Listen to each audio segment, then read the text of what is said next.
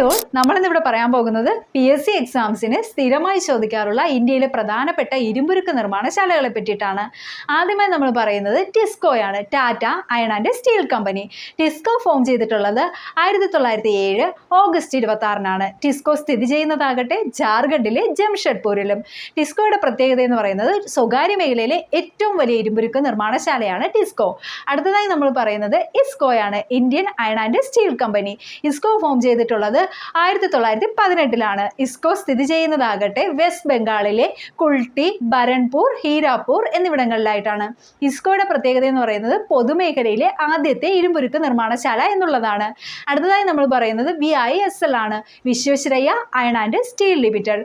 VISL സ്ഥിതി ചെയ്യുന്നത് കർണാടകയിലെ ഭദ്രാവതിയിലാണ്. VISL ഫോം ചെയ്തിട്ടുള്ളത് 1923-ലാണ്. ഇതിന് പ്രത്യേകത എന്ന് പറയുന്നത് ദക്ഷിണേന്ത്യയിലെ ആദ്യത്തെ ഇരുമ്പുരുക്ക് നിർമ്മാണശാല എന്നുള്ളതാണ്. അടുത്തതായി നമ്മൾ പറയാൻ പോകുന്നത് ഹിന്ദുസ്ഥാൻ സ്റ്റീൽ ലിമിറ്റഡ് ഫിലായിയെ പറ്റിയിട്ടാണ്. 1959-ലാണ് ഫിലായി ഫോം ചെയ്തിട്ടുള്ളത്. ഫിലായി സ്ഥിതി ചെയ്യുന്നതാകട്ടെ ഛത്തീസ്ഗഡിലെ ദുർഗിലാണ്. ഫിലായിയുടെ പ്രധാന പ്രത്യേകത എന്ന് പറയുന്നത് റഷ്യയുടെ സഹായത്തോടു കൂടിയാണ് ഇത് നിർമ്മിച്ചിട്ടുള്ളത് എന്നതാണ്. അടുത്തതായി നമ്മൾ പറയുന്നത് ഹിന്ദുസ്ഥാൻ സ്റ്റീൽ ലിമിറ്റഡ് റൂർക്കേലയെ പറ്റിയിട്ടാണ്. 1959-ൽ തന്നെയാണ് റൂർക്കേലയും ഫോം ചെയ്തിട്ടുള്ളത്. റൂർക്കേല സ്ഥിതി ചെയ്യുന്നതാകട്ടെ ഒഡീഷയിലെ സുന്ദർഗഡിലാണ്. റൂർക്കേലയുടെ പ്രധാന പ്രത്യേകത എന്ന് പറയുന്നത് ജർമ്മനിയുടെ സഹായത്തോടു കൂടിയാണ് റൂർക്കേല നിർമ്മിച്ചിട്ടുള്ളത് എന്നതാണ്. അടുത്തതായി നമ്മൾ പറയാൻ പോകുന്നത് ഹിന്ദുസ്ഥാൻ സ്റ്റീൽ ലിമിറ്റഡ് ദുർഗാപൂരിനെ പറ്റിയിട്ടാണ്.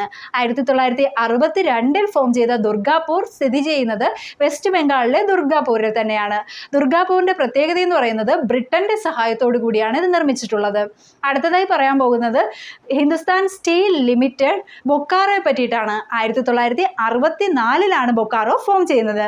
ബൊക്കാറോ സ്ഥിതി ചെയ്യുന്നത് ജാർഖണ്ഡിലെ ബൊക്കാറോയിലാണ്. ബൊക്കാറോയുടെ പ്രധാന പ്രത്യേകത എന്ന് പറയുന്നത് റഷ്യയുടെ സഹായത്തോടു കൂടി തന്നെയാണ് ഇത് നിർമ്മിച്ചിട്ടുള്ളത് എന്നുള്ളതാണ്. Thank you.